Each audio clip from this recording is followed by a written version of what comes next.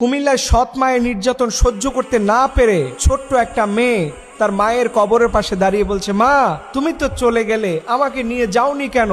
এই পৃথিবীর কষ্ট আমার আর সহ্য হয় না। দেখেন এই কথার ওজন কত, এটার ওয়েট কি আপনি বুঝেন? আপনি কি বুঝেন একটা ছোট্ট মেয়ে কতটা কষ্ট পেলে পরে তার মায়ের কাছে গিয়ে সে তার কষ্টের কথা বলে? আমি ওই ভাইদেরকে, আমি ওই পিতাদেরকে বলবো যারা দ্বিতীয় বিয়ে করে প্রথম সন্তানদেরকে ভুলে যান, অথবা প্রথম স্ত্রী মারা গেছে দ্বিতীয় স্ত্রীকে নিয়ে পড়ে আছেন, প্রথম ঘরের সন্তানদের দেখেন না। আপনি বাবা হিসাবে রোজ কিয়ামতের দিনে আল্লাহর সামনে আসামির কাঠগড়ায় দাঁড়াবেন 100%। শুধু জন্ম দিয়ে শেষ হয়ে যায় না, একটা সন্তানকে ভরণ পোষণ দেওয়া, খাবার দেওয়া, তাকে নিরাপদ বাসস্থানে রাখা, এটা প্রত্যেকটা পিতার জন্য ফরজ। না হলে আপনি বাচ্চা নিছেন কেন? আজকে ওদের যে কষ্ট দিচ্ছেন, এই যে আজকে কুমিল্লার মেয়েটার ঘটনা, আপনার হৃদয়টা কেঁপে ওঠে না?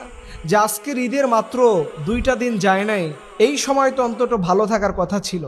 কিন্তু বাস্তবিক অর্থে আমাদের সমাজে এরকম হাজারো মেয়ে আছে, যেটা ফেসবুকে আসে আমরা জানতে পারি, কিন্তু হাজার এরকম ছোট্ট সোনামণির আছে যারা মা মরে গেলে পরে বুঝতে পারে পৃথিবীটা আসলে কতটা কঠিন। এইরকম বাবা যারা আছেন, আমি আপনাদেরকে হাইলি অনুরোধ করব, এই ছোট্ট সন্তানের প্রতি যদি আপনি অনাচার করেন, জুলুম করেন, অত্যাচার করেন, আপনার এই সন্তানদের প্রতি যদি আপনি অবহেলা করেন, তাকে খাবারে কষ্ট দেন, খোঁজ খবর নেন না, দ্বিতীয় স্ত্রী যা বলে সেটাই শুনে নেন, প্রিয় ভাইরা, এটা করতে যাবেন না, আপনার জন্য বিপদ হয়ে যাবে। আজকে আমাদের সমাজের এইগুলো দেখার মতো কেউ নাই। অনেক জায়গায় দেখবেন বাপ দ্বিতীয় বিয়ে করে প্রথম ঘরের সন্তানদের খোঁজ খবর নেয় না।